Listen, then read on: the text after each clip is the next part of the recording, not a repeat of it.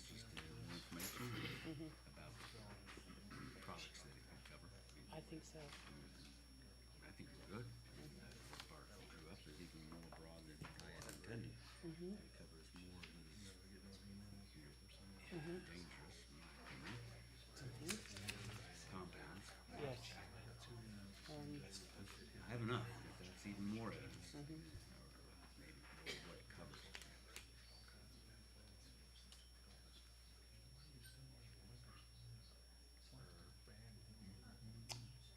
Who lived in your block next to the Helm house, in that brick house? You know, I don't ever remember much activity There. at all. My memory was an older woman, maybe a Okay. widow woman. It had big blue spruce out front. I always thought kind of this little Swiss house there. Yes. You know, Bonds and the Helms, but I don't remember that. Yeah. I don't. Because I knew Helms, and then that house, Bonds, Coker's, Gasman. On your side, Boswell's.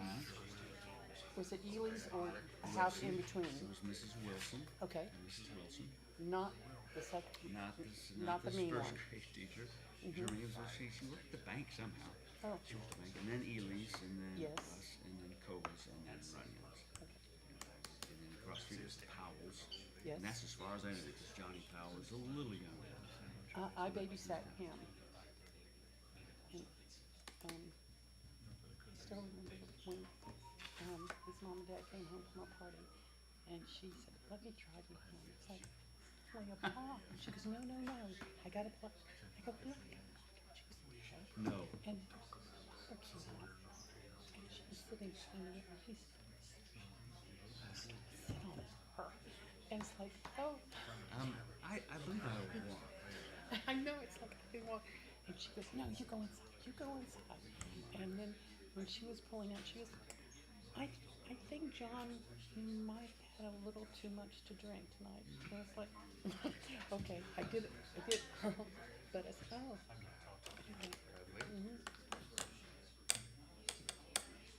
I wonder where their son John is. Johnny. I Yeah. call him Johnny, you know,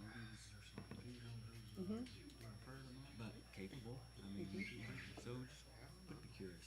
Yeah, I'll have to find out, because someone did tell me that they, oh, well, Daners told me one time, Jana told me that when he comes to town, he will stop by, because he one time he said, "I'm gonna show my wife the house where I live."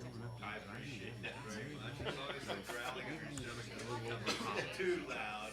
I would say yes. Coffee, I'm hoping that'll kind of settle things. Yeah. Thank you. Barbara would point out the changes that were made. It always happens. My when you're favorite in a house hurry was, to well, I come loved your house too, but I We're love ready. the Boswell house. And I think it's because of Mrs. Boswell. Oh, yeah. She was my second grade teacher, and Mrs. Wilson was terrible to me. So. Okay. I call this meeting of the Olney City Council, March 9th, 2026 to order. Please rise and say the Pledge of Allegiance to remain standing as the Reverend Tim Loomis is our opening prayer. I pledge allegiance to the flag of the United States of America and to the republic for which it stands, one nation, under God, indivisible, with liberty and justice for all. Let's pray with you. Lord Jesus, we thank you for all that you mean to us, for all that you've done for us. Thank you for salvation. Thank you for redemption. Thank you for the privilege to be here tonight, Lord. We pray you'll bless this gathering and help everyone to stay calm, and may you be glorified and exalted in all this said. We pray in Jesus' name. Amen. Amen. Hallelujah. Thank you very much. Call the roll, please. Councilman Miller, Present. Councilman Fehrenbacher, Here. Councilwoman Eichlorz, Present. Councilman Iyer, Present. Mayor Lambert. Here. First item on the agenda is a moment of silence for our city engineer, Mike Bridges, who passed away last week. I know that he will be sadly missed from all of us here at City Hall and in the city, and we appreciate all of his hard work, and we ask that all of your prayers and thoughts be with his family during this time and all those that worked with Mike at Charleston Engineering. Yes.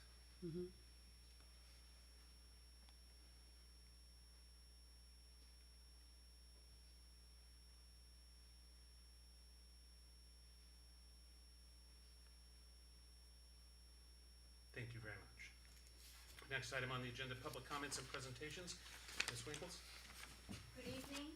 I'm here tonight on behalf of the steering committee for the Alney mapping process, which will be a series of meetings beginning April the 7th, 5 consecutive Tuesdays, and I am a happy bearer of your invitations. Thank you. There were over 230 names submitted by steering committee members. Additional invitations, of course, will be going out.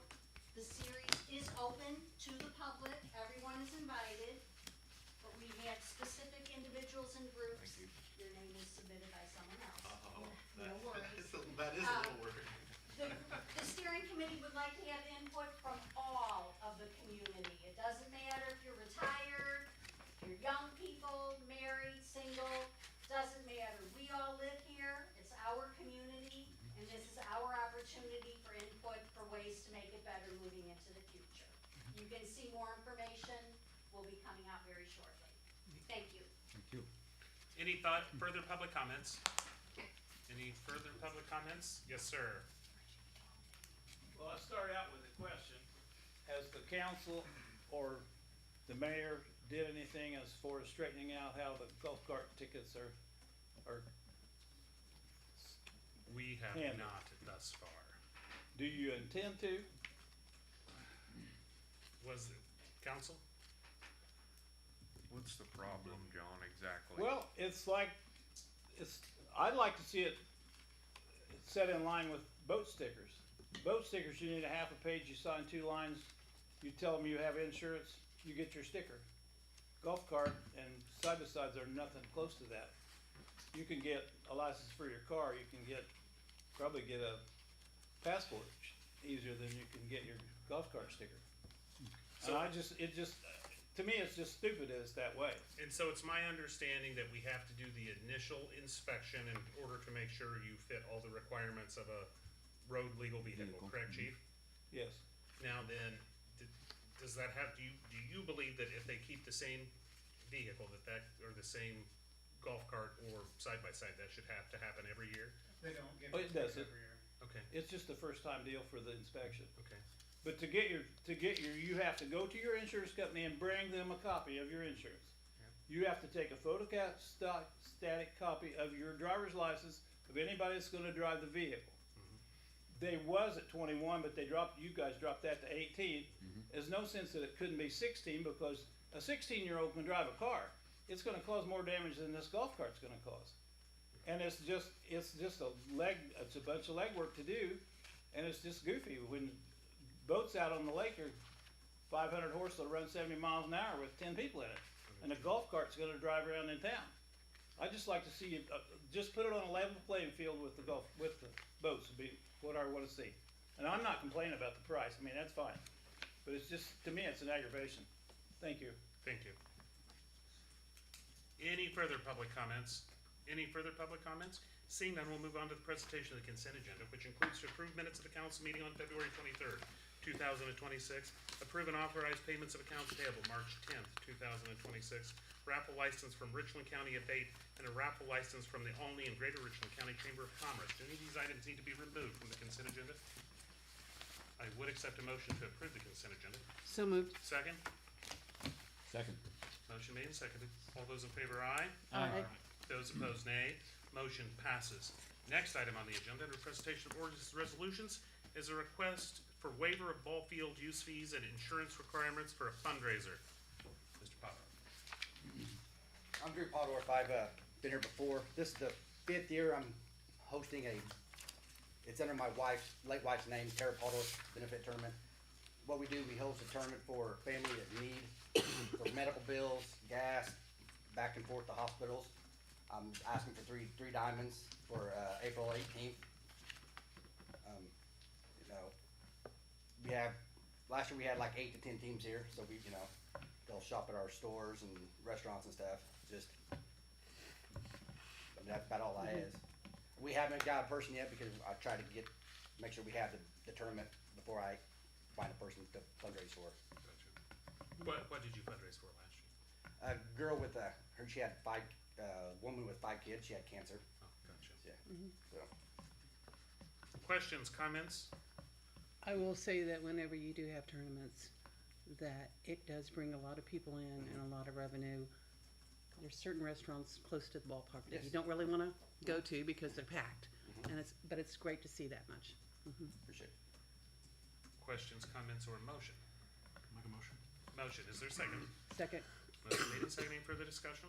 Further discussion. Seeing none, we'll proceed to vote. All those in favor, aye. aye. Those opposed, nay. Motion passes. Good luck. Thank you. Thank you, guys. Next Thank you. item on the agenda is discussion and possible action. Bathroom project near the Dre Pickleball Complex at Musgrove Park. Mr. May and Pickleball Association members? I was gonna offer to go later since we have a longer presentation, but if that's, Might as well go okay, now. great. Okay.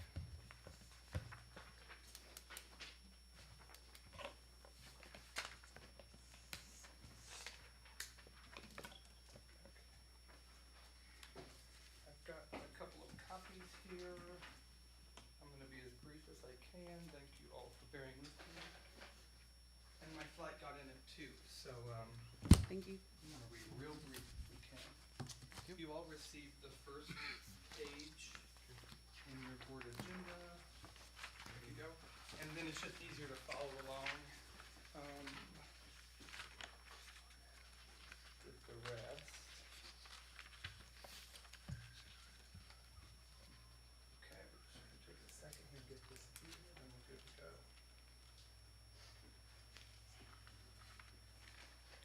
Oh, and this is a prop, but if anybody doesn't know what a pickleball paddle is, or would like to use it, that is available.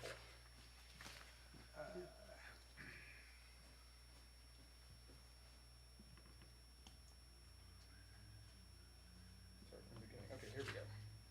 Okay, I'm here tonight to speak on behalf of the Pickleball Association about an improvement plan. This is a combination of development improvement and a few new items that were tabled during the initial phase 1 project due to funding constraints. So we'll just kind of run through this briefly.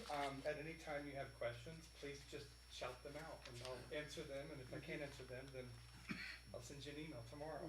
So, okay, presentation, who we are, the community need, the phase scope, partnership evaluation, the phasing and timeline, and then the ask. So the first thing, we're a 501c3. In 2020, we started the organization to advance pickleball in southeastern Illinois. In 2023, through strategic community partnerships and a dedicated 3-year campaign, we unveiled the Dre, which is a state-of-the-art pickleball complex. Many of you have been there. We've raised over $400,000 collectively with over 150 donors, and the group was founded in 2020. The mission is pretty simple. It's to advance a safe environment by promoting health, exercise, and social interaction, and to be a welcoming and thriving association to the regional pickleball community. The key goals, and most of them have been achieved so far: ADA compliant courts, growing pickleball, senior engagement, and tournament revenue streams. So phase 1 was completed in 2023. A project that was delivered 4% under budget. It was a public-private partnership, as many of you know, with the city. 3 of you were on the council at the time, which secured us $100,000 contribution from city allocated funding, and the pickleball community raised $300,000+ and secured the remaining funds for the complex. It's a state-of-the-art complex. We have had visitors from all across the country that have visited the courts and have said, gosh, I wish we had this in our community. And that seems to continue to be the case. An item that many of you do not know, WSPA's long-term commitment to the pickleball community and to the courts. Annually, the Pickleball Association sets aside $4,000+ annually on a compounding basis for future resurfacing needs and ongoing maintenance. So by year 10 of this fund, we should have just about enough money in the kitty to be able to resurface the courts on our own with very limited and even no support from the city. It's our way of saying we're here to stay, and we're going to be here long and well past most of us live. Those courts are going to survive. So we're in year 3 right now. We've got 7 years to go, which is about the time we'll start having issues with the courts. Those surfaces last roughly 10 to 15 years, just given the kind of climate we live in. I think it's zone 3 climate that we live in. Let's see, self-sufficiency. Yeah, that's it. Very good. A couple of just survey notes. The pickleball group conducted a survey after a new board was seated in late 2025. We assessed why we play. 98% are saying, you know, we play for exercise. Around 71% are saying social connection, and around 70% for recreation, and it kind of goes from there. The community has spoken. Why are they interested in pickleball? Around 66% tournaments and competitive events. One thing that I find really interesting, 65%, they want to improve their play. These are people that are actively engaging and trying to improve their play and get better at the sport. Ladder league play, around 55%. Team events, which is a growing concept that has been spearheaded, around 47%. So it kind of tells you why people are playing, and I also love this one. Down here, 20%, they just want to play and they don't want to be bothered. So we try not to bother them, we just let them play. Again, more community speak. You know, when do you play in the season? Roughly 70% of our players play all year long. This is a 4-season sport. The time of the day, the evenings are the most popular. We see most of our youth and young people out in the evenings, mornings around 50%, and afternoons, especially in the hot summers, only about 30%. Priorities identified by the players. So first we have restroom facilities. 82% of our players thought that restroom facilities were needed at the courts. Central shade structure, 55%. Moderate priority, we're saying around 30%. So collectively, 85% saying, you know, we want some sort of a shade structure out of the courts. The central shade and bleacher shade, kind of self-explanatory. There's central shade for events to bring more people into that court and have more multi-disciplinary events. And then bleacher shade specifically to shade over the bleachers for respite. Priority number 3, water fountain and bottle filler. You can look at, just kind of go down the list and see what priorities and percentages match up. Number 4, shade over the bleachers. Number 5, a water spigot. I did find this kind of funny. You know, people don't think about maintenance, but we do need a water source to be able to maintain those courts properly. And the average person doesn't think that it's really a priority, but we kind of have a little override with the Pickleball Association board. They're saying, yeah, we need water. We've got to have some water to be able to clean those courts on a regular basis. And then number 6, parking lot improvements, something that our senior community has vocalized in the last couple of months specifically. Late in the evening and early in the morning, just extra like to see your keys, see your car beeper, etc. So how do we plan to support, and how does the community plan to support phase 2? Roughly 47% are saying physical labor or expertise. Roughly 37% are saying financial donations, just an outright dollar, and then 31% are saying introducing people into the pickleball community to find that extra support from there. And then it kind of goes down as well.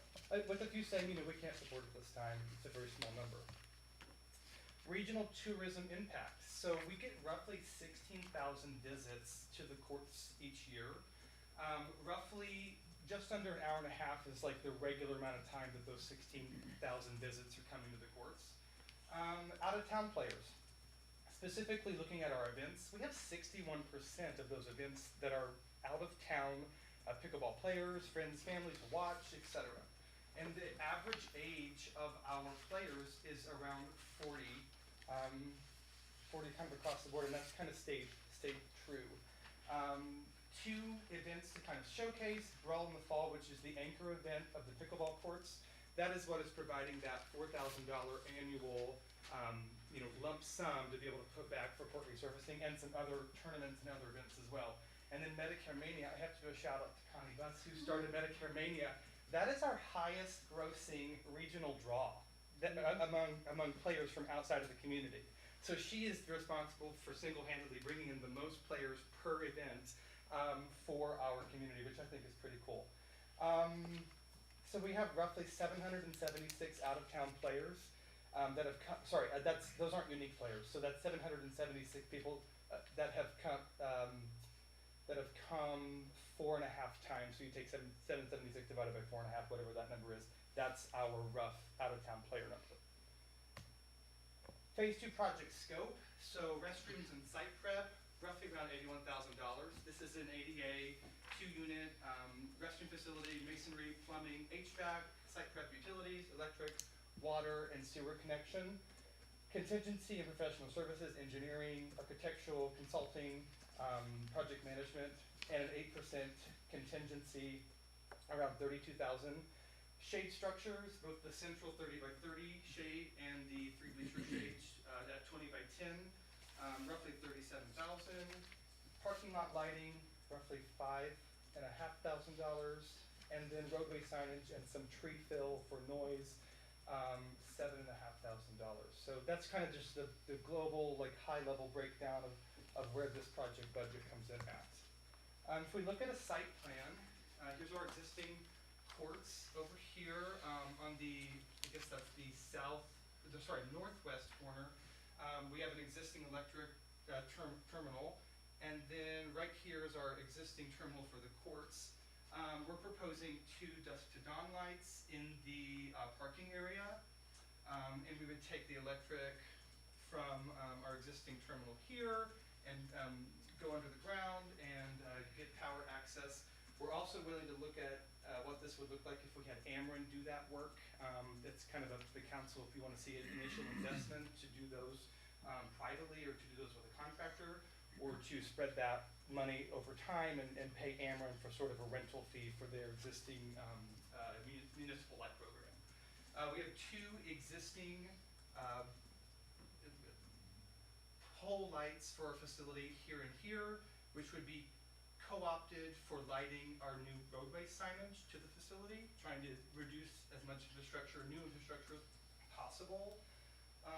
We'll keep going here. We have a central shade structure, 30x30, and then we have 3 bleacher shade structures, 10x20 each.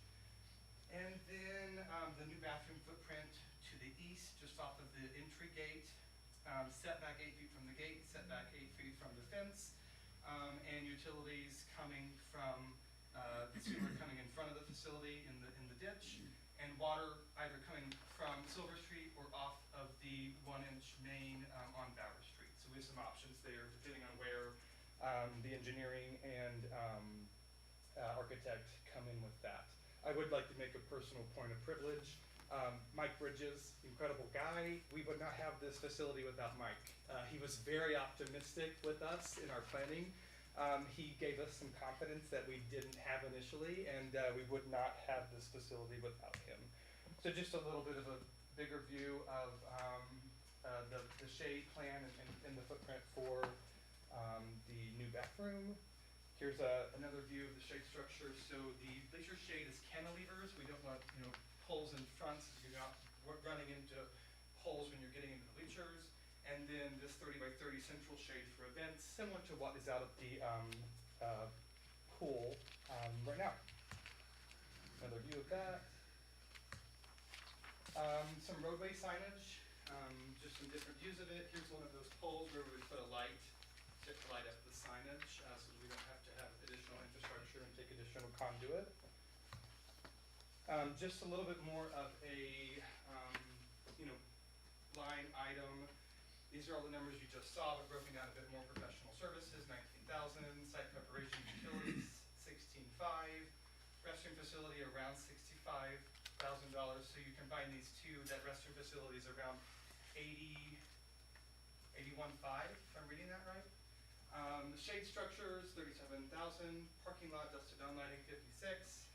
Roadway signage and tree fill, 37,000. And then contingency sitting at 8%, around $13,000. So we're looking at a WSBA contribution of $83,000 and some change, and a grant share match of the city for $80,000. We're open to discussion on that, but that's where we wanted to start, and that's really where we think our fundraising capacity lies right now. Happy to go into more depth on that conversation. Just the partnership value, I think it's good to think about what's happened in the past. The City Park restroom project was $250,000. My understanding is Illinois DNR supplied some of that funding, and the city kicked in the rest. The Musco restroom project around $84,000. The city kicked in $56,000, and then the community took up the rest. And then what we're proposing is a cost share of $80,000 and a match of $80,000 and whatever is over that for the pickleball community. So one thing I want us to just also think through is part of the construction budget that we've prepared is existing donations and volunteer labor that I want us to quantify when we look at the city's contribution, if there is to be one. Right now, the construction budget with that volunteer labor and preferred pricing is included in the $163,000 mark.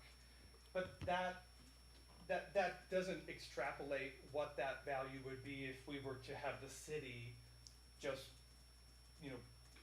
have a contractor bid this out. Conservatively, just the bathroom project itself would go from 81,000 to like somewhere in the range of 150,000, 160,000. So I think there's some added value that we're bringing to the table that I just want to make sure that we consider and we talk through. Phasing and implementation plan, today's proposal, of course.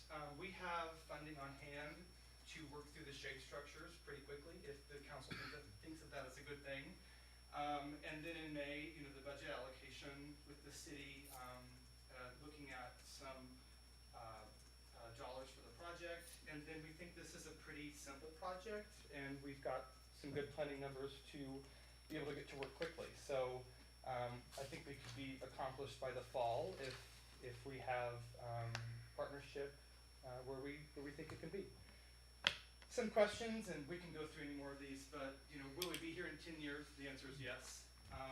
Owned lighting poles versus Ameren rental, that's really up to you all to ask questions about. I think that we're money ahead to do our own poles, but if you want to explore the Ameren opportunity, it is cheaper on the front end, but you're spreading that cost out over long term, and that never ends. They don't come and get their poles, but they do shut them off, I think. Utility and boring, we don't really have a big issue there, but want to be mindful of anything like that. HVAC in the restroom, it's a 4-season sport. We want to see that continue, so we've set aside additional funding in the project to make sure that we can have heating and air in that bathroom facility. And then the grant match split, we think that we've got the capacity for around $80,000 to $85,000 in fundraising over the next 6 months. So we're asking for a budget allocation in the 26-27 budget of around $80,000, and we're open to exploring some in-kind contributions from the city, things like concrete work, things like preferred labor for some of the other projects. Happy to kind of look at what that would look like and see where we can meet. So that's just the quick version. Happy to answer questions. Yeah. Happy to go back if I talk too quick as well. When you initially fundraised for building it, how long did that take you to do your portion? We were a group of strangers, and that project took roughly 24 months to get the money in hand from the first ask to Jane, we finally have the last $10,000 check and we can finish this thing. So that was around a 24-month process of just fundraising. It was around a 36-month process of the first meeting out at the first meeting out at the tennis courts and, Monagle's Pizza, and then the grand opening. Yeah. And that was $200,000, is that what the amount was? What was it? It was a $400,000 project. Right. We collectively raised $300 and plus from the pickleball community, and the city allocated $100,000. Yep.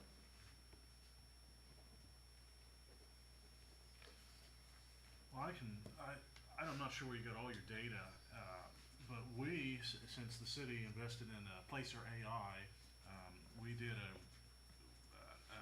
report on your event last fall, the Brawl in the fall. Okay. And just for example here, with the data that we have collected afterwards, you were right, they stayed for about an hour and a half, and Yeah. it was about that number of people that came to visit out of this community. And this event alone, which was on September 26th to 28th, afterwards they went to 10 different places. The top 10, there were 293 of them that went to Walmart, 247 that went to the shopping center, 172 that went to Casey's, 144 that went to Dairy Queen, 137 went to Marathon gas station, 130 of them went to McDonald's, several of them went to OCC, and then the mall, and then Taco Bell, various other ones. But you looked at that way much more than I well, did. well, I mean, I'm a politician. I love the tax revenue. So. Okay, all right. But, you know, I can testify that it definitely does bring revenue to it. So, and I know I spoke with you on this earlier, whatever the decision is, we appreciate you that you guys take care of your house. And I don't know any other facility that people actively care for their house the way that you guys do. I appreciate that. So, I appreciate you coming here and doing this. Thank you. Well, you know, and we see this as a really good benefit for the taxpayer. You know, at the end of the day, many of the people involved in the pickleball community are paying twice and 3 times for these projects because they are, most of them residents and they are taxpayers. We have plenty of county residents as well that took over their money, but then they're also donating their hard funds, and then they're coming in and they're, you know, washing the courts, putting things on, you know, doing all of those other residual things. I do want to make the other point that Medicare Mania, so these are mostly retirees, mostly you know, Medicaid recipients or Medicare recipients 65 plus that have expendable incomes, and they do come to the community and they do linger and they do spend their money. And so if anybody's to thank for that, it's Connie Buss. But you know, we're really excited about that, and also continuing to grow these revenue streams. We think if we have a few more amenities like these bathrooms and these lights, you know, we can get even more people there. One of the complaints from our older population, specifically our seniors, is our shade at the courts. And we really think we can get them there longer and get their friends to come in from out of town if we can get some shade that helps make that case. You know, this is undervalued, but, you know, when you're talking about rural America, you're talking about a difficult situation where you have to fight for every visitor, every resident that you've got. And what I like about our pickleball association is it is an example of excellence in a small rural town. And that's what you have to have if you're going to attract people. What I want people to say is, you know, you guys are just a little town in the middle of nowhere, but I love your pickleball. You know, you guys have the greatest court, and that's what we have to do. We have to have excellence in this community. So. We've had some really interesting stories come up that, you know, example that point, but one of our members was stopped in an airport the other day, and they were like, oh yeah, we just got done with pickleball, and they were talking about, oh, well, you know, where are you at in Olney? And I said, White Squirrel Country, and they said, oh, you know the Dre, like you've been, and it was just interesting, you know, people are starting to now talk about that as an iconic place, and I think that that's interesting, because you're right, like, small communities, it's resource stricken, people aren't moving in as much as they're moving out from time to time, and is that accurate? I would assume just because of the state of Illinois numbers, but is that actually accurate? I don't know. Depends. It's one of those things we shouldn't talk about and hope it reverses, right? but the point being, it's resource stricken, and we've got to do more with what we have, and I think that's a really good thing. It is. And as I said earlier today, whenever we have these tournaments here, it is just a boost to our economy. And when they can walk away and say, hey, I had a great weekend playing pickleball, and tell all their friends back home, it's just a bonus to all of us. And I do have to say also, just for no conflict of interest, my nephew is a pickleball player and on the board. I just wanted to go ahead and say that. So it's a beautiful facility too. You guys have done such a great job with it. We're pretty happy with it. All right, I just got a couple of questions. Yeah, please. So your number one is restroom facilities at, just call it 83%. Why are you doing your shades first? Sorry? Why are you doing your shades first? That's actually the thing we hear about the most. The data supports. Because they were 55.6. Yeah, the data, it's interesting. The data supports doing the restroom first, right? But the board hears more about the shade from residual comments than anything else. Okay. So we've got people that want bathrooms that are in their basement taking the survey and not talking to people, but we have people that are very vocal about the bathrooms, and we have enough funding on hand that allows us to get that over the finish line. Right. So I was looking through our next budget that we have yet to approve. We got a line item for you guys for 38,000 in there. Is our give, your want is 80 plus matching. your bathrooms, just, I mean, super rough math, call it 100,000 for your bathrooms and 64K for everything else.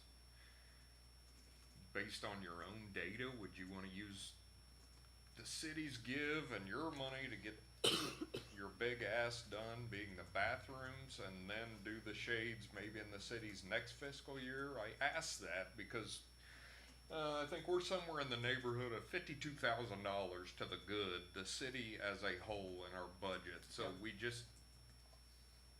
don't necessarily have another, $42,000 Sure. to do it all at once. The only constructive thing that I can offer is that the pickleball community on the round one was highly taxed by the project. It was a big lift. It's not an overly well-resourced group of people, and I don't say that facetiously. I say it because that's what the data supports. I think $80,000 is the lift in the next 6 to 12 months. I also worry about donor fatigue, and I worry about momentum. I have kicked and screamed to get all of these things put in the same bucket for that exact reason, because I believe that we're going to start seeing donor fatigue. We've already seen it a little bit. The numbers that support fundraising, these numbers right here, these were a third higher on our first raise. We've already seen a little bit of donor fatigue. And so when I see that, my brain tells me to bundle things and to push all of this momentum at the same time to achieve the phase 2, as opposed to having phase 3 and 4 and 5. And so I know that doesn't really help the dollar conversation, but Right. that's why we're doing this way. Yeah, I mean, I may throw out that we have a tourism fund for specific things that promote tourism in this community, and it is healthy right now, and it would not be a significant dent to it if we were to offer them $30,000 or so, $40,000. I can't think, if someone would tell me a better example or a better definition of what promotes tourism than something like this, I'd love to hear it. I would, in my opinion, say that would be a very useful thing for this money. I don't know what other purpose it's for besides something like that. Haven't we obligated tourism money towards the boat slips plus? I don't know that we've obligated it, we've discussed it. That was certainly on the table. Sure. We have applied for a grant for that too, Yep. with the boat slips. We just don't know if we got it yet.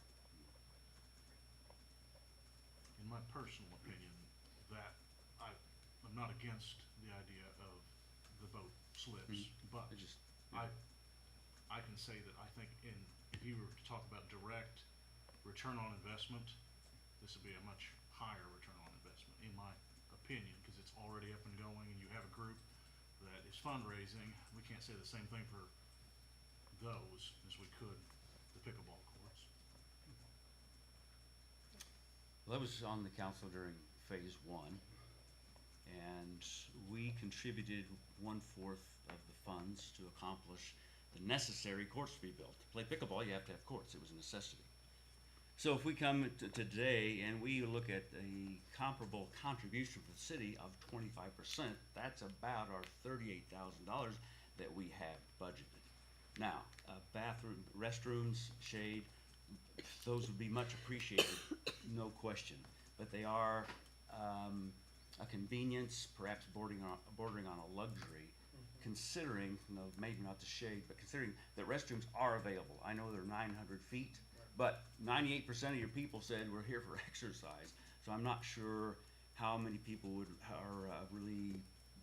push back against, well, we have to walk there. Well, that's more exercise. If that's their goal, and their stated goal from your survey is that is their goal for exercise. And if it really came to it, they could get in their car, drive to the parking lot, for closer to those restrooms for a time being. I'm just saying. If you looked at your roughly 84 and our 38, you would be able to accomplish your restroom facility, and maybe even one of the shade apparatus. And then perhaps if the next fiscal year you might reapproach us. your timing is a challenge because we have on our plate right now at City of Olney this considerably expensive multi-million-dollar Main Street resurfacing project, to which we really need to obligate every available penny towards seeing that completed. We have been working on it for multiple years. We have obligated the city and the citizens by imposing 1% business district tax towards that.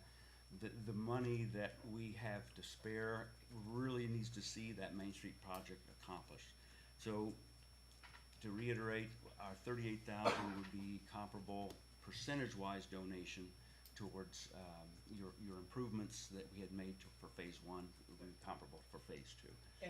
And we have already budgeted that, and for this time period when we have this colossal project, we have to adhere to a budget. I mean,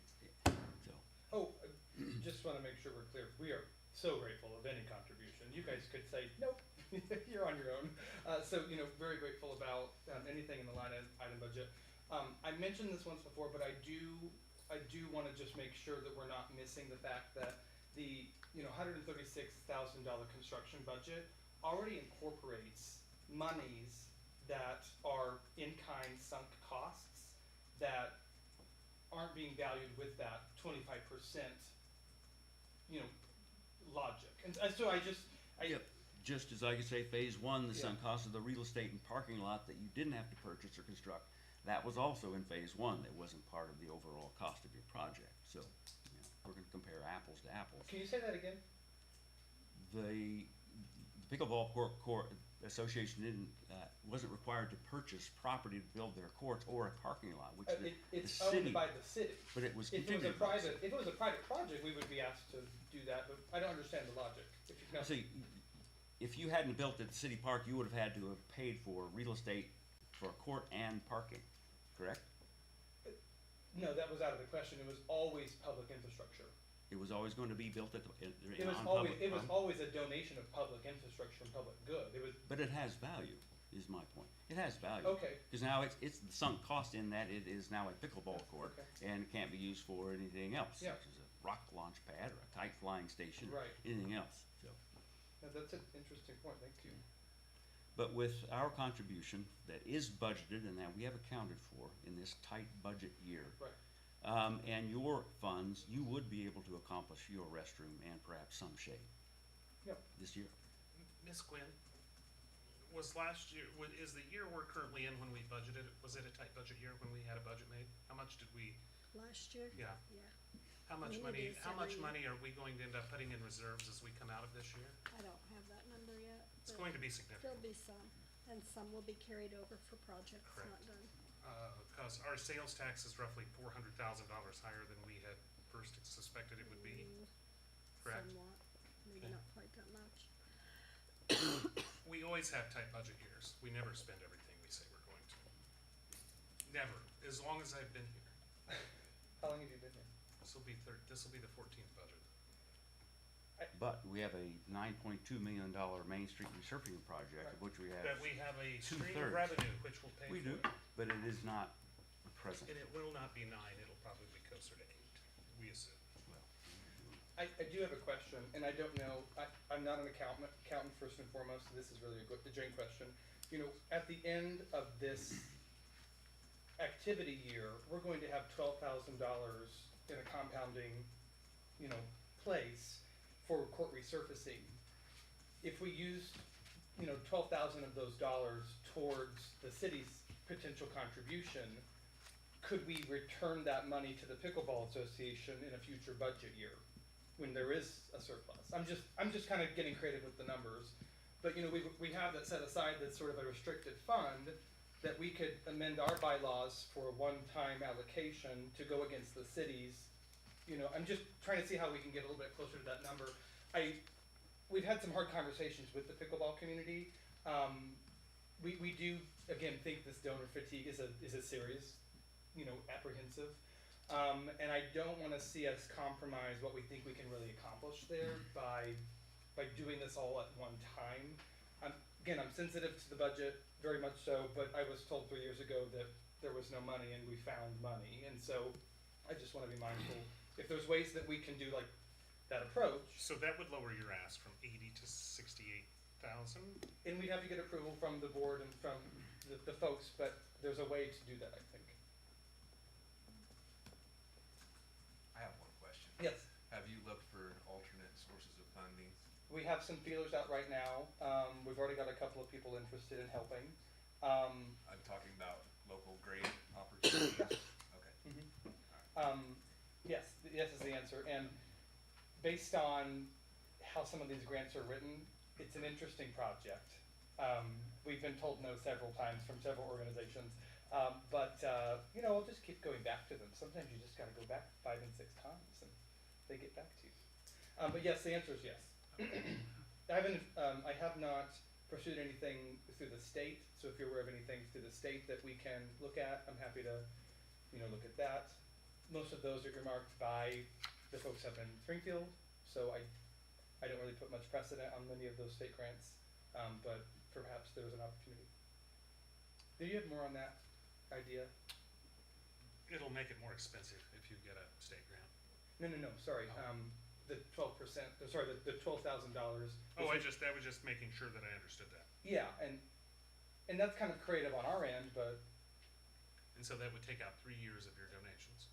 So that would get you to year 12 before you could resurface the courts. no. So when you do have budget, or when you do have another year that has a little bit of more wiggle room, you would send that back to us for Oh, I got you. safekeeping, or You it could be paid in advance, I guess, Got you. maybe.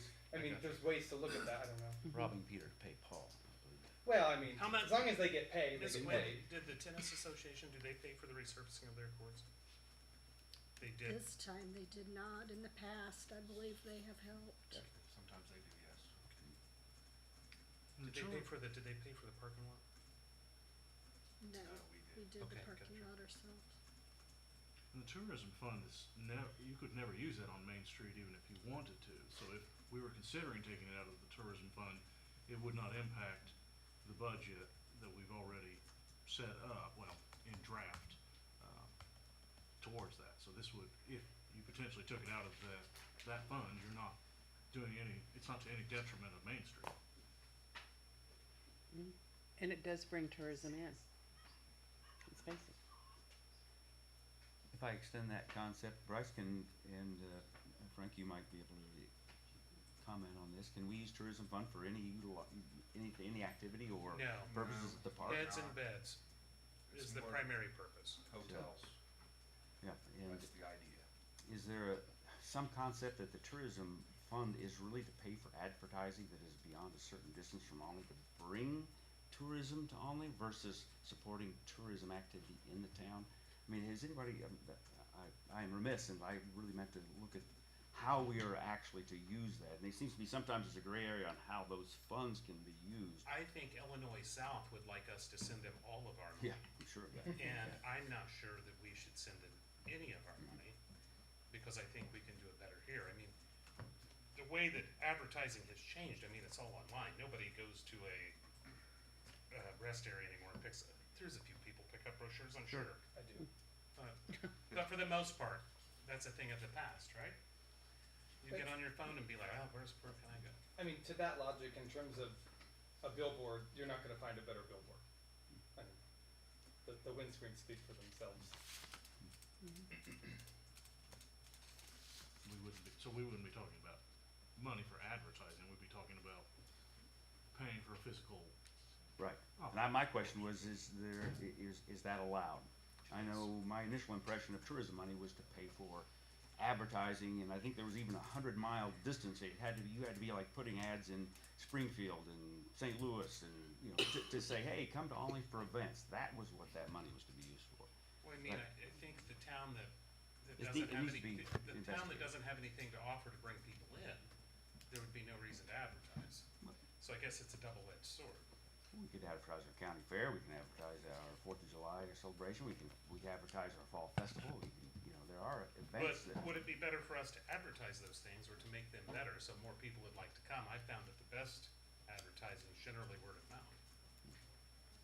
My question, though, Mayor, is that allowable use of funds for Yes. physical The structure? only towns that have gotten in trouble for using tourism funds have been those that have paid for equipment, for road work, things like that. And there have been towns, or even police cruisers, there have been towns that have gotten in trouble. I assume this is predicated by state statute. It is. Would you happen to know what that is? What that's I under? don't know. Do you know offhand, Art? Oddly enough, You don't know? I don't either. Anyway. But if you look it up, it'll pop up All fairly right. easily. It's under the hotel motel occupancy tax. Because, I mean, if it's not, I mean, we'd be dead in the water too for the bow slips, but we seem to be moving towards that. In my opinion, that needs to be, irregardless of the pickleball, that needs to be a more solid understanding of what the tourism funds are actually able to be used for. I mean, I don't want to get us into hot water. Mr. Mayor, would you consider to Yes. help appease the cost of this? You guys are proposing 50/50. Mhm. We know that you are very capable of doing fundraising. Would you be open to 40/60? What's that number? The answer is yes, but I'd like to know the numbers. I put them down to what, if our contribution is 65, 60, something like that? 64. Yeah, yes is the answer. I just Yeah. wanna make sure I'm not overcommitting. So, Total project 160, 10 so cents. when 16 I, times 4 is. when I do the actual cost of the project without, in-kind services from, the pickleball community, without some preferred vendor pricing, these sort of things that have gotten us to this relatively small number for this type of a project. If we take that less conservative budget that the city would have to expend to do these same things without our help going alone, a quarter of that, to use that fourth model, is close to like $58,000. And what you're proposing is like $65,000 contribution. Is that what I'm hearing?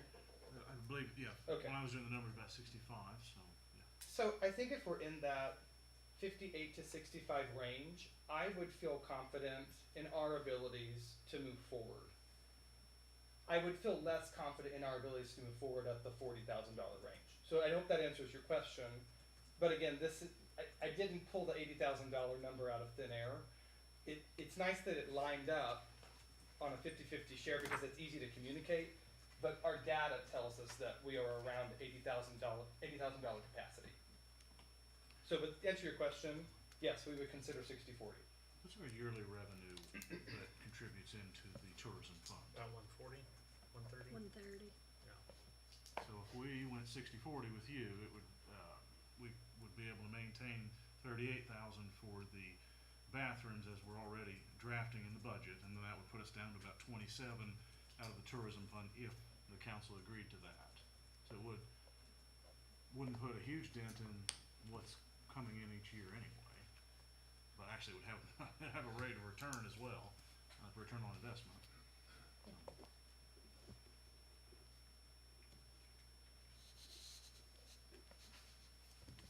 Questions, comments? Questions, comments, or a motion as such? We can vote on this tonight, the proposal. Well, we can vote on putting it in the budget, just that it's there. Well, I'm comfortable with, I would be very comfortable with the, putting in the budget. I think a 60/40 proposal would be reasonable, since you guys are very good at fundraising, and that would only make our contributions 38,000, which we've already put, and then another approximately 27,000. So it'd be a total of 65 approximately. Is that a motion? Yes. Motion on the floor, is there a second? I'll second. Motion made and seconded, any further discussion? Further discussion? Yes. Are you taking that 27 out of tourism then? Yes. Clarification, any further discussion? Further discussion? No possibility of them coming back to the well. Question? What? I think we're asking if you might come back if you fall short and need some. I would actually feel confident in saying we're not gonna have to come back if we can get a guarantee from the city for 60/40. I mean, it's gonna be more work, but I feel confident in our abilities. And I believe our budget is conservative, so I actually believe in this surplus. So I say let's go for it. Okay. Further? So just for clarity, if we allow the $65,000 contribution, there will be no more requests from the Pickleball Association. for Of all approval. time? Well, Is that in stone? I think he means. You're asking me to commit to a lot here. Well. I mean, I mean, A, you can't commit to that, and the city council can't. okay, we Well, can't no, commit to but that. That was gonna be my point. We can't commit to Jack, that. I think that this slide actually answers your question. We're gonna be paying for this for well into Kingdom Come, and we're happy to do it. So, if that doesn't answer your question, I don't think what I'm gonna say is gonna satisfy it. Yeah.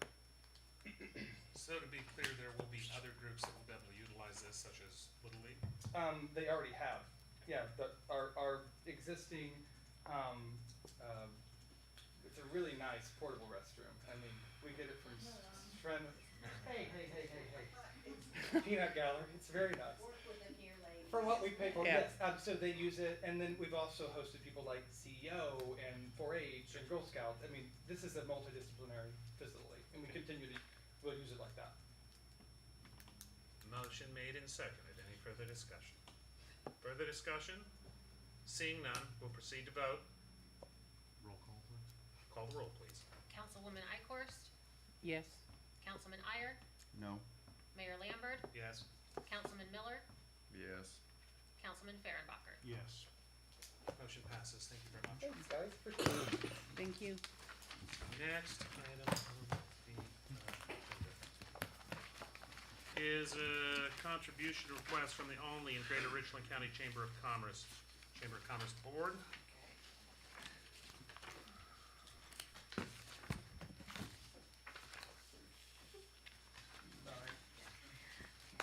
Good evening, Mayor and Council. Good job. Just for the sake of time, we were here just not very long ago, and not a lot has changed since what we presented to you last time. I did include an updated profit and loss just to show you where we are for this year. The last major thing that will be going into that is our Ladies' Night event happening this Thursday.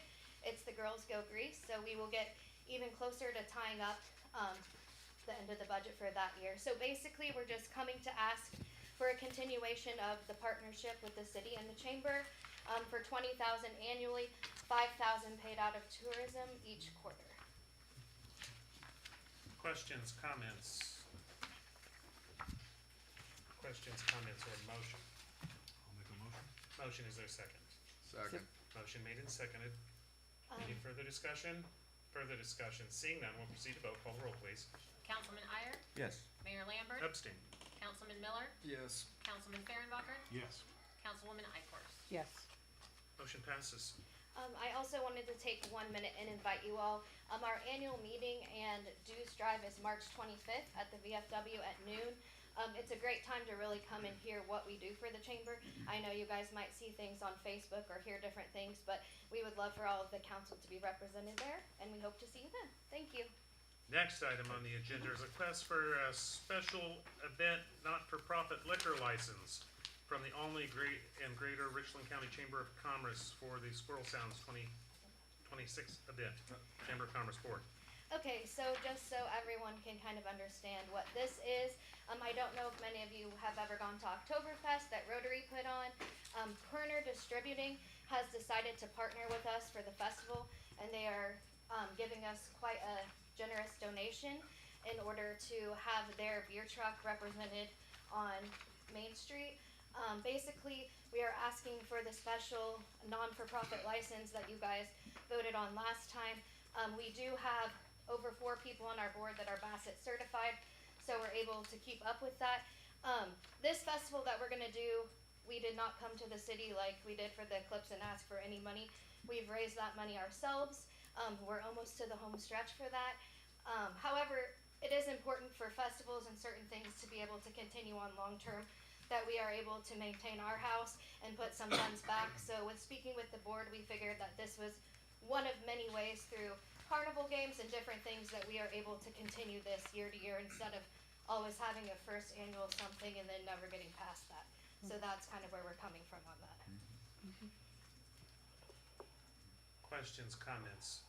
Questions, comments, motion to Thank you for all approve. you're doing. Thank you. I'll make the motion. Motion, is there a second? Second. Motion made and seconded, any further discussion? Further discussion, seeing none, we'll proceed to vote. Call the roll, please. Mayor Lambert, Abstain. Councilman Miller, Yes. Councilman Fehrenbacher, Yes. Councilwoman Ikorst, Yes. Councilman Ire. Yes. Motion passes, thank you and good luck, hopefully Thank others you. good. Next item on the agenda is a resolution to waive formal bidding procedures for the purchase of a 2024 pickup truck and amend the 25-26 street department budget for additional equipment. Mr. Bradley. An amount of $65,000 have been budgeted this fiscal year for a street department truck. A couple of options have been found, and Tyler Coker presented these options to the council on December 8th, 2025. At that time, the council was agreeable for Mr. Coker to purchase his desired truck as long as it came in at or under budget. Following some paperwork corrections needed from the seller, the city now has the truck in its possession. So. Questions, comments? We're not looking at any quotes for that, we're asking the council to waive formal bid procedures on that. Right. Questions, comments, or motion to approve? Make- Second. Second. Motion made and seconded, any further discussion? Seeing none, we'll proceed to vote, all those in favor, aye? Aye. Those opposed, Go ahead, I'm sorry. nay. Motion passes. There's a second part of that. That's true. This truck will need to be outfitted for a snow plow and additional equipment as we are drawing near to the end of the fiscal year. We would like to take some remaining funds out of the Taylor Lakeside Storm Sewer line item in order to add a line item this year in an amount of $8,500 to go ahead and take care of this equipment. Questions, comments, motion to approve? Does that jeopardize the Taylor storm sewer in any way, No. paid for? There's, I believe, $21,000 left in that, so Okay. It's not gonna impact it's that. not jeopardizing. Okay.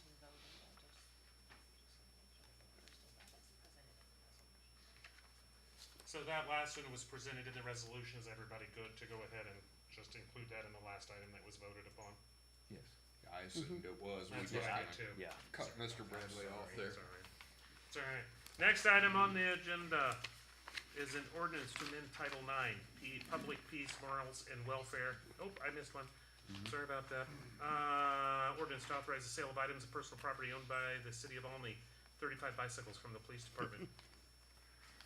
A proposed ordinance has been prepared to authorize the recycling of 35 bicycles from the police department. These bicycles have accumulated as lost and found items. As they have never been claimed, they are now declared as surplus items. Questions, comments, motion to approve? Second. Second. Motion made and seconded. Any further discussion?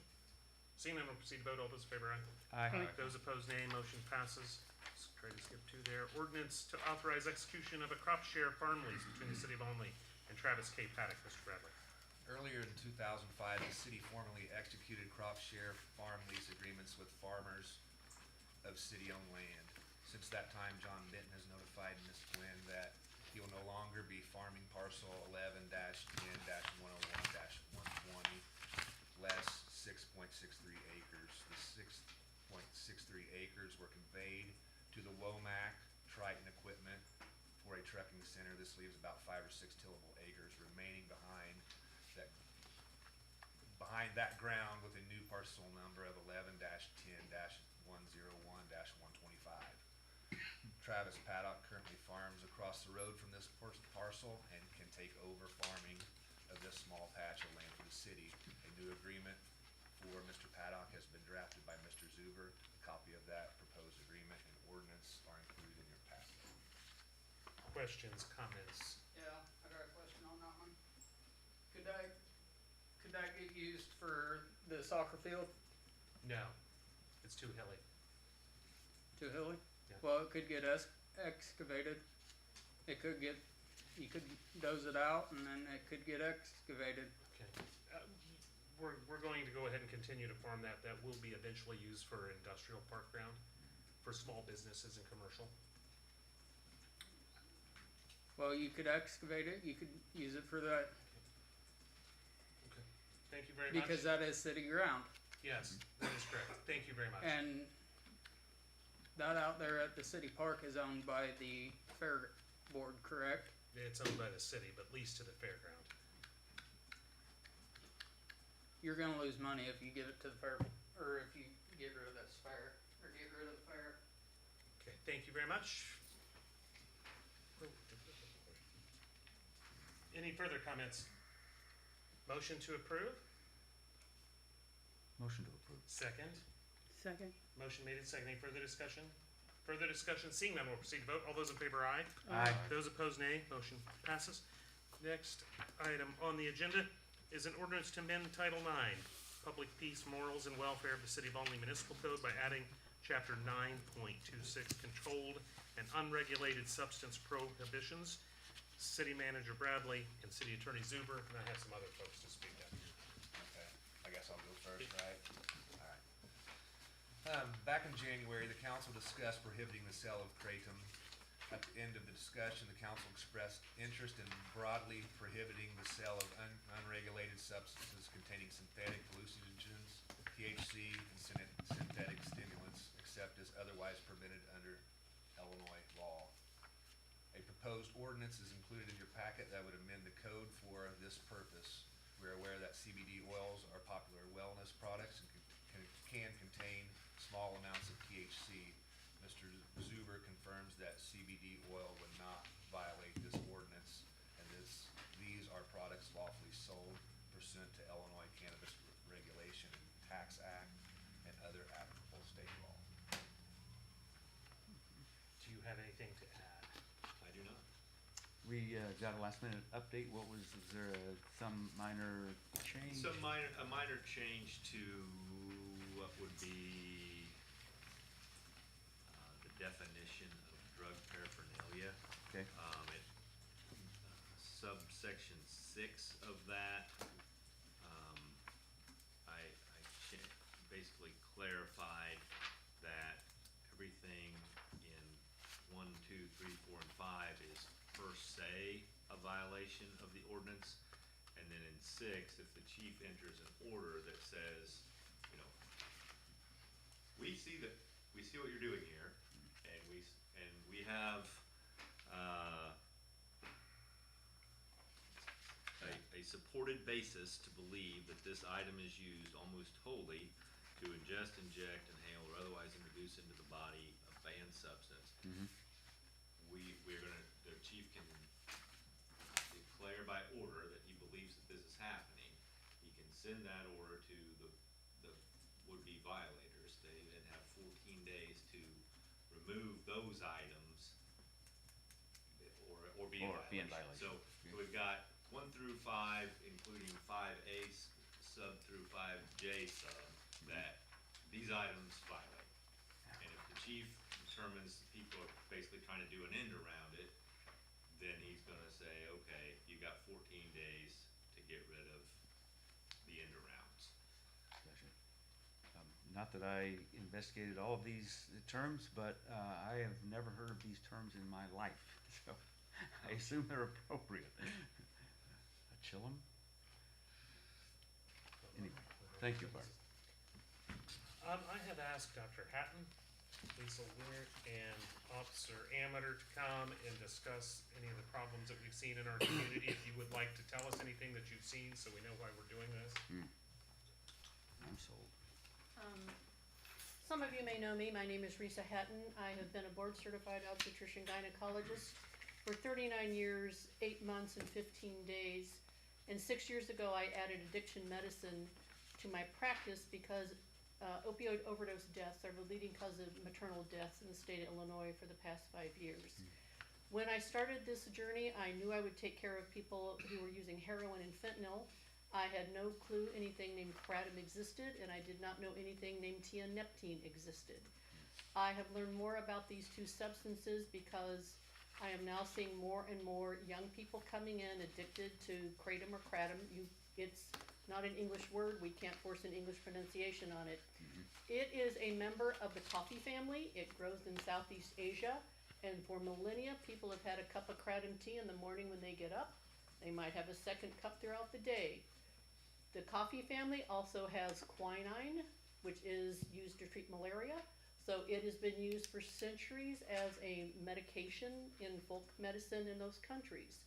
So it undoubtedly has a lot of applications, as do most plants.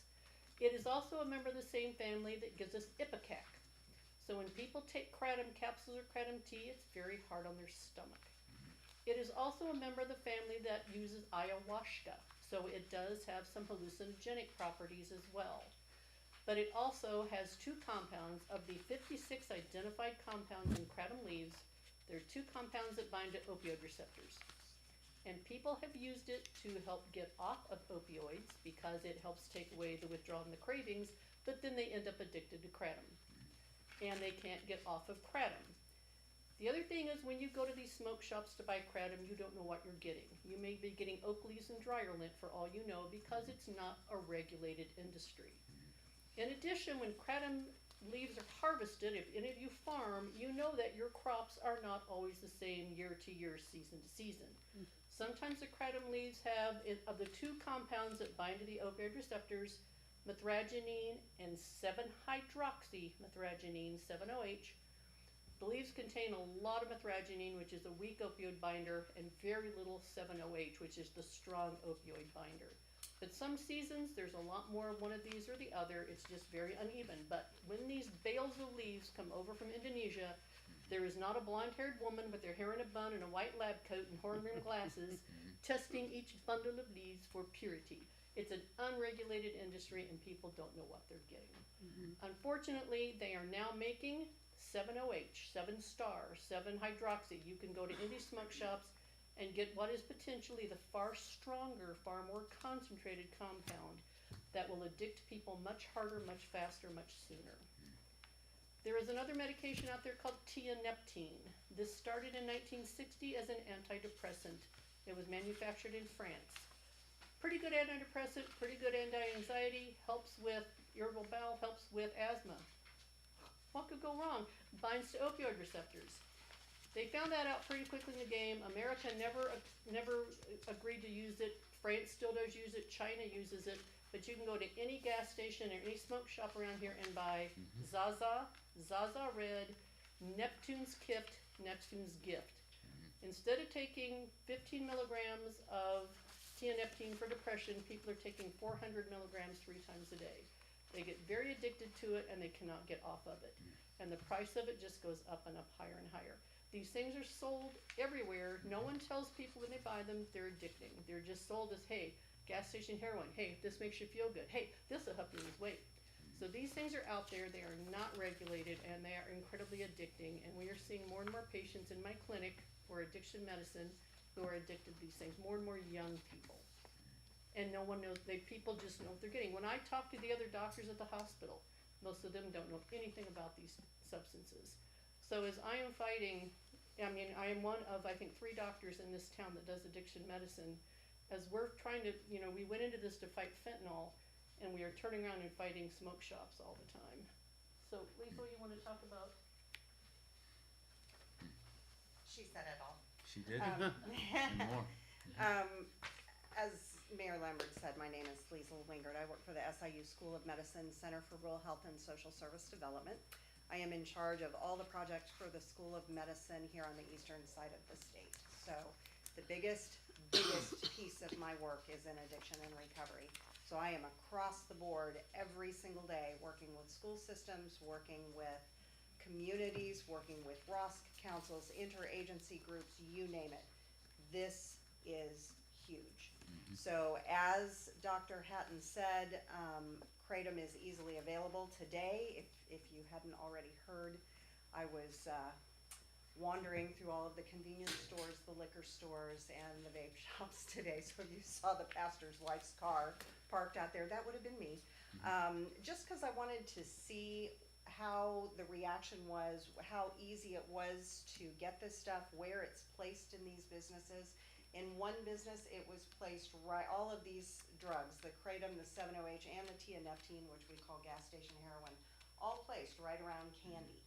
And so if you're walking into a convenience store with your kids, how easy is it to grab? Just so you know, kratom and 7-OH, you have to be 18 to buy it. Our seniors in high school and some of our juniors in high school can just walk in and buy this stuff. Tianeptine does not have an age, so anybody can walk in and buy that stuff. The damage that we're seeing done in the recovery communities, yes, we're getting people off of meth and opioids and all that good stuff. This has been completely ignored. So our folks who are in recovery say, oh, that's legal. I can go get that and I can take it. Our drug courts, I sit on the Illinois Association of Problem Solving Courts board for the state, so that is all drug courts across the state. They can't even test for these things because they're legal. There's nothing that they can do. Their clients can come in and they don't get, there's nothing that they can do. Corey Dunn tells me I can't even test for this stuff. So I'm not allowed because it's not part of the drug court piece. So just letting you know, these things are no joke. So I also teach, I work for the DOP program, the Drug Overdose Prevention Program for the state of Illinois, which is part of IDHS stuff. And in doing that, I teach people how to use Narcan. I know that you guys are well versed in Narcan, but Narcan can be used with these drugs, which tells us that what Dr. Hatton is telling us is very much true. Those opioid receptors, it lands right on there. It is no different than going out and buying heroin on the street or fentanyl on the street. It is absolutely no different. So we absolutely do need to put a ban in place. I looked across the United States just to see what states have bans or have made these things illegal. Several of our surrounding states, Indiana, Ohio, Kentucky, all have bans. However, those are just statewide bans, and I know that tianeptine is on the docket. It came up in January of 26 that Illinois is talking about making that illegal across the state. So that may take care of itself. But multiple municipalities have already said, nope, Greek Grunk, we don't want this here. And there's good reason for it. I will always advocate for our younger kids, our littlest ones, and even though a 3-year-old can't take this, if you ever want to know what those 3-year-olds are dealing with when they come home to a parent who has been using this, it is no different than if that parent has been using meth, if that parent has been using heroin or cocaine. And our littlest ones cannot protect themselves. They can't just get up and walk out. A 15-year-old can couch surf and get out of the house if they need to get away from that, but our little ones can't. So this is just as much a call for, we need to get rid of this stuff, at least in our county, if at all possible. And I'm gonna let Brad talk. Real quick, if I can, Brad. A lot of these patients don't know what this stuff is. They take it, they know they feel good. They have no idea it's an opiate. And so they will leave it out. And kids, the number of calls to the federal poison control increased from like, about kratom, increased from like 20 in 2016 to 4,000 3 years later. Because it's more people are buying it, say, hey, you have a headache? Try some of this stuff, it makes you feel good. And you've got pictures that show you, I sent pictures, and you can see how easily mistaken kids can be to grab something like that and think, oh, that's okay, mom takes it, it's no big deal. So it is out there, people just aren't aware of how dangerous this stuff is, and no one's telling them. When they buy it at these gas stations or convenience stores, they are not being told any of this, because the people selling it either know and don't care, or don't care and don't care, which I think is a big part of it, because it's a money grab. I know in one store that I was in today, the woman that was working behind the counter did not realize what it was. She had no idea, and when I pointed that out, she kind of looked at me like, are you kidding me? And it was clear she was not making that up. Now, I had another store that I went into, the woman even refused to sell to me. I just asked about it, and she said, oh, we don't have that here. And I said, well, it's right there. Oh, well, you don't want that. I guess I looked like a pastor's wife. I don't know. But they weren't gonna sell it to me. So, interesting to see how this is being marketed to our young people. And when you walk in a store and it's sitting right with all the candy bars and the colorful things, and I think there's some pictures on there that show you this is scary stuff. It is scary stuff, and Brad can talk about what's going on in our schools with this.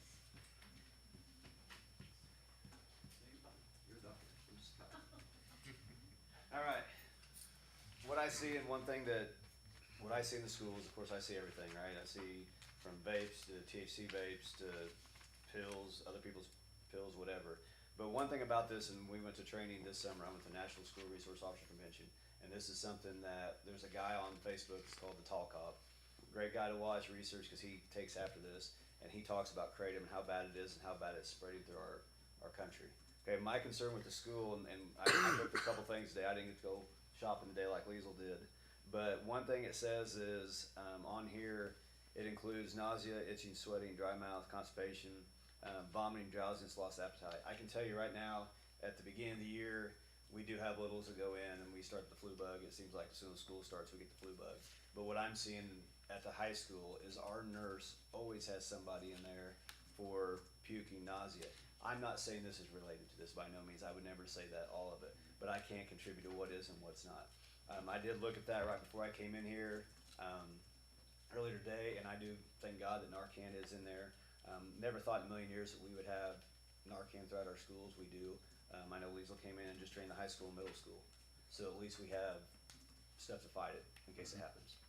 We have a lot of kids dealing with a lot of problems. Of course, we all have demons we got to deal with, but these kids don't know how to handle it the proper way and the right way. And drug use, overdoses, keep becoming more and more common. And that's what scares me. I can protect them when they're at school for the most part, but I can't outside of school. So I do like the stipulation on that that says when he sees something else, because it's just gonna be like K2. As soon as you regulate something, they're gonna change a chemical in it, and we can't keep up with it. I do like that 14-day in there because that will be huge as long as we keep seeing things and be aggressive after it. You know, I'm all for kids being kids, but this stuff's getting ridiculous, especially the way they advertise it. Because I don't know, I know in some places you can walk into a gas station and get it, and I don't think it's here, but I just know at gas stations you can get it. You can get it wherever you want it, and that's shameful. It is. The K2 is the synthetic THC? Yeah, that was when I first started, that was kind of the end of its realm, life, whatever, because they just kept passing laws and regulations on it. But what I'm seeing this, I mean, they're coming up with stuff, you know, I had no idea this was from a Southeast Asia plant, and that's what they're doing. I mean, I know you're an expert, that's why you're a doctor, but that's what, you know what I'm saying? That I didn't know any of that stuff. I had to research it because I didn't know what it was until I got it. And I'm not saying that I've not seen those pills before or the advertisement, because I even put it in my drug talks that we do at our school now to make sure that people know that we're aware and we see it coming. So, but again, I'm like Liesl and Doctor here. I mean, I'm an advocate for our kids. We gotta do better for our communities, especially our kids, because they're gonna be our future. They're gonna be sitting in their spots and my spots, and we gotta make sure they're doing the right thing. We can't stop it all, but we can sure start pushing the right direction, because I do not wanna deal with an overdose. Because I've already dealt with Benadryl and stuff. We've had some Benadryl things. You guys saw some posts. This is just another thing. They're just trying to self-medicate without seeing the doctor and doing stuff. And it's pretty sad. But thank you for your time. Thank you very much, officer. Chief Bloomer, do you have anything to add? Very well, so good. Thank you very much. Questions, comments? Well, I appreciate the three presenters, but I believe they're all preaching to the choir. I believe we all realize the danger of these substances. It's a parasitic industry, and the packaging is insidious. They make it look like candy.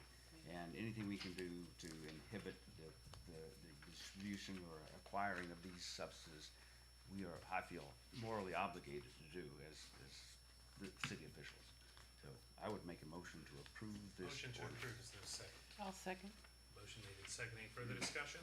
And this will also increase our ability to deal with unregulated THC and cannabis products that are sold at stations illegally. We had discussed this in Yeah, previous I mean, I meetings. don't know how closely you read it, but, you know, the definition section there at the beginning is very, very broad. So yeah, I guess the short answer to your question. It can be restricted. Synthetic cannabis. Yes. Yeah. Doctor, how, in the last 5 years, what have you seen as far as young people and THC with this very concentrated amounts of THC that are on the market? Are you seeing some very insidious signs with this being more available on the market? I don't see, I do see it, the trouble with the cannabinoids is, you know, back, when I moved to Minnesota in 1986, I will say maybe 10% of my patients up there smoked cigarettes. And smoking went illegal in Minnesota in 1987. I moved down here in 2008, and 70% of my patients 70% of my pregnant patients smoke cigarettes, and I will say almost up that same number smokes marijuana. And a lot of them will come in and they're puking because they're pregnant, and they think they'll smoke marijuana and make them feel better, and they'll puke more. So, you know, we try to say to them, number one, it's not really safe in pregnancy, and number two, what you're doing is not, you know, these are so much more potent, these are so much stronger, but everyone thinks marijuana is gentle and easy and nice and kind, and you're like, not what you're doing, it's not, it's so much stronger, and your body just can't handle it. Mr. Emery, you were saying, you raised your hand? I would tell you, over the 7 years, or the 6 years I've been in the school, will be 7 next year, I've watched the increase in marijuana use climb rapidly. And I will tell you, if you guys look with the concentrated THC, you can see there's a nausea-related disease that's coming out. I cannot think of the name of it. Yeah. But they're showing signs that when teens that can't handle the strength of it are actually starting to become nauseated and will throw up and stuff. When I'm telling you, when I go into the nurse, I see it. I know we've got people and guys that are high school kids are gonna, no matter how much we try to keep them inside the school, you can still get out and come back in. And you see kids even in the bathroom. We have vape detectors in our schools to try to help get the kids through the day. These kids can't even get through an hour period without rather hitting the vape or hitting the THC vape. Multiple times we always see this. I mean, it's a shame how strong this is, because the flavors on there. The last one I had was like a wild berry melon. I'm sorry, but most people that are, you know, the old school wanting to smoke the flower and the marijuana, they're not gonna be getting those kind of flavors. Those are Targeted good. kids. Yep, Period.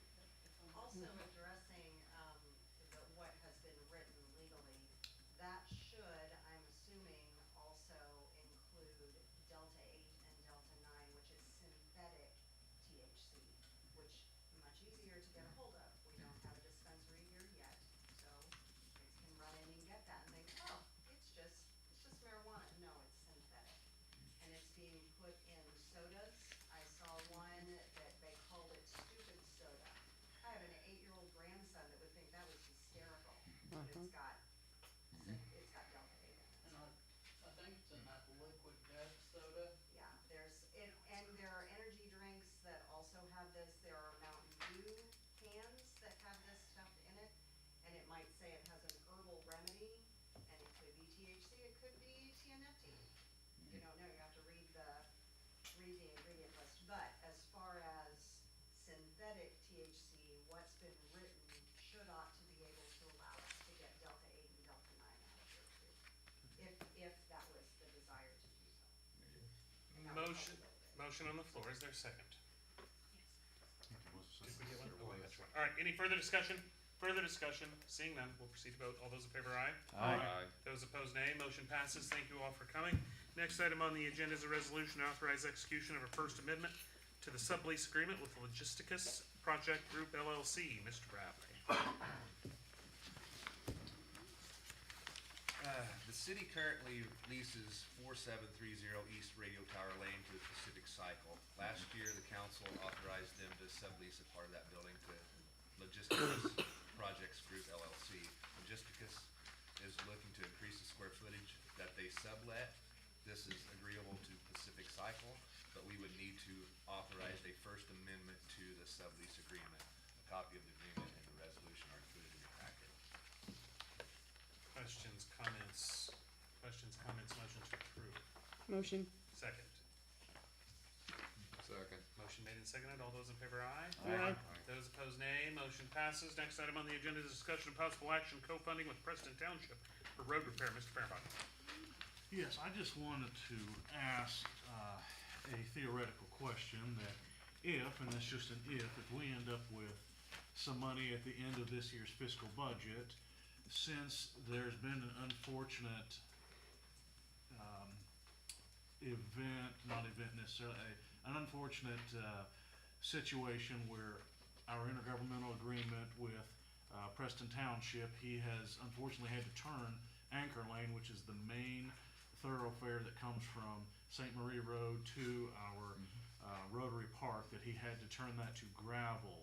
And like every municipality, every government, he has limited funds and he cannot turn that back to chip and oil, which even though that's not our road, it does reflect badly on our community, and we have an intergovernmental agreement. So my question would be, do we have a legal path to be able to put more money into our unofficial fund to be able to supplement some money so that he could potentially turn that back to a better road than it is now? Do we have the ability to do that? Is my question, legally. When I was reading the intergovernmental agreement, there's nothing here that says that we could not go ahead and allocate more money, because we actually don't have an official fund for that, that balance, right? Do I understand, because that account is just, We have an account that we put the surcharge in there from the boat licenses, and that, I keep track of that and how much we spend, and that's what they get to use.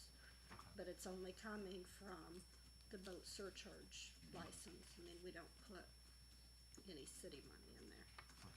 my question would be, would we be allowed to do that with end-of-year funds, assuming there were some, so that he would be able to turn that back to a better road than it is now sometime this summer for tourism purposes?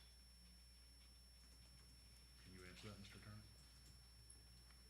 I would say that before I start giving legal advice in a public meeting, it should be determined whether that's even on the table. It seems well out of our lane. That's my initial impression. That seems well out of lane. We understand the need, but we would be, in essence, contributing money that could be repairing roads in town for a county road. And I might remind that a lot of the expensive real estate for this county is in the county. So I've never looked at their books. I don't know what kind of tax income they have. I don't know how that money is spent, but I know they have a considerable tax base from the real estate that should be able to revitalize that road. It just seems well out of our lane, Bryce. I understand what you're saying, because the impression for people coming down, we're coming into Olney, but as we know, that's not Olney, that's county. Correct. Yeah. So, When I was in the budget meeting with Frank and our treasurer, it was unclear whether or not that was even legally possible, if we were to come to that consensus. I was hoping we could at least answer that theoretically. for consensus, I'm a no. I'm a no. I would be a no. Matt? I didn't hear you. Matt, for consensus, so you say, hey, can we get some kind of feel for what we feel? I'm a no. Julia's a no. I feel like we're getting over our skis a little bit here until we know what they think about it. Comment on it? Yep, very good. Anything further on this item? How much are we contributing from the boat fees? Is it 12,000? 15? This Which year, for a road? 20. We have 20? 20 in there for Okay. this year. Which is not, Since we have started, we've taken in 42,000. They've already spent almost 22, and they'll have another 20 Okay. this year. I mean, it's not nothing. It certainly wouldn't re-asphalt that, but at least it's a contribution. It's a goodwill that we know the need is there, and we will do what we can.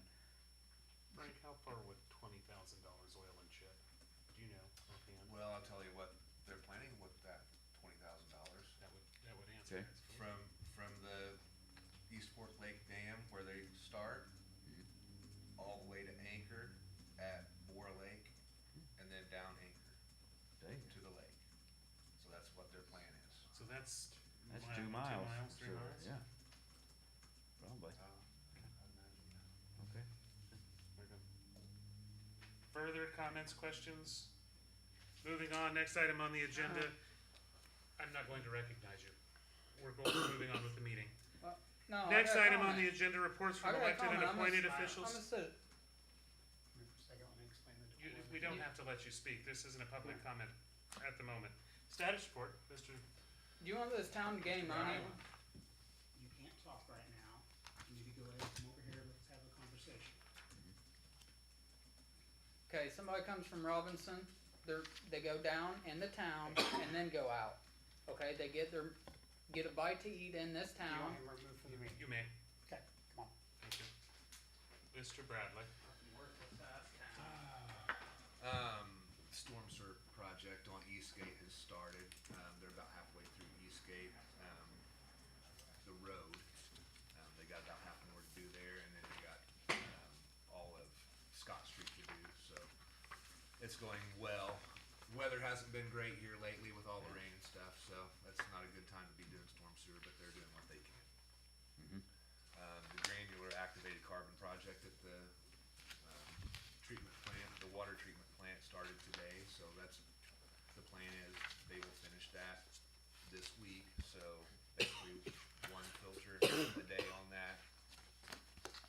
And, the only other thing I have is a recommendation on our health insurance renewal will be presented at the next council meeting, so that's coming. Questions or comments for the city manager? RCDC report, nothing there. Chamber of Commerce report, I think we already heard a lot of that. We will move on to the 26-27 budget discussions. Okay, tonight we're going to discuss the water, the sewer, and the tourism budgets. I put a summary packet in your mailbox that was updated. I don't believe there's been any changes so far to water, sewer, and tourism other than what we just made this evening. If you brought your packet with you, we look at page 36 in the water plant, or water distribution budget. Total water plant revenue, which is for water plant and water distribution combined, is $2.9 million. 2.753 of that comes from our water bills and stuff. The rates will be going up again May 1st. We did that for 3 years. This will be the last of those 3 years. The expenditures for the water plants, we have personnel at $637,000. Contractual services of $322,000. The main part of that being the utilities for raw water pumping and finished water pumping. The supplies is $336,000, with $275,000 of that being chemicals. And then the capital outlay for the water plant next year with $14,000 for the riding mower, $50,000 for the East Fork Lake Dam repair, $82.50 for clarifier painting, and $25,000 for pump house. In water distribution, our total personnel is $412,000. Total contractual services is $131,000. Most of that is from maintenance of water mains, water lines, the tanks, etc. We also have $30,000 in there for the housing agreement rebate. We have total supplies of $95,000, and the capital outlay for water distribution is $765,000 for the east-north water line replacement of $765,000. That's a carryover. $60,000 for the southwest Bryant Loop. That's a carryover. Placeholder of $100,000 for the water main replacement. $600,000 to paint the water tower. $65,000 for the used utility leak truck. We have $180,000 in there for a radio meter system. 80 of that is carried over from this year. And $100,000 for West Cherry to replace 2 blocks of water line there. And then debt service of $28,000. Okay, then the next one, do you have any questions with on water? Okay, sewer department is on page 43. There we have total revenue of $2,486,000. $2,375,000 comes from the water bills and utility payments. Expenditures, we have personnel of $463,000. Contractual services are $516,000. The majority of that is just maintenance of lift stations and lines, equipment, water meters, and utilities. In supplies, we have $375,000, which $320,000 of that is for chemicals. Capital outlay for sewer is $700,000 for the caustic storage building, which is a carryover. $40,000 for a whole placeholder for sewer line replacement. $25,000 for the control panel for Donji's. $15,000 for a septic tank for SKS. $250,000 for a grit machine. $500,000 for a lift station on North Route 130. And debt service in the sewer department is $85,000. questions on that one? Okay, tourism is on page 53. Here we have income budgeted at $132,000. We have just our normal annual tourism things in there budgeted. Fireworks is down to 15 next year. We have 20 in there for the chamber again. And then currently we have 670 in there for the boat docks, if that's goes forward or not. We did apply for $100,000 grant there that we're waiting to see if we get. And then I will make the change for the pickleball courts before we vote on the final budget.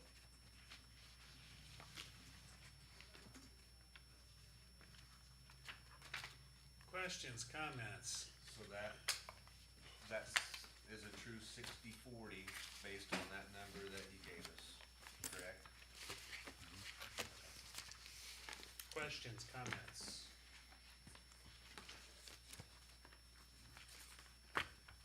Takes a lot of money to run a city, doesn't it?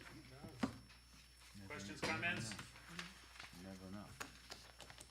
Alright, very good. I would accept a motion to enter closed session to discuss the sale or lease price of real property, acquisition of real property, appointment, employment compensation, and performance of specific employees and collective negotiation matters. Is there a motion? So moved. Is there a second? Second. All those in favor, aye. Aye.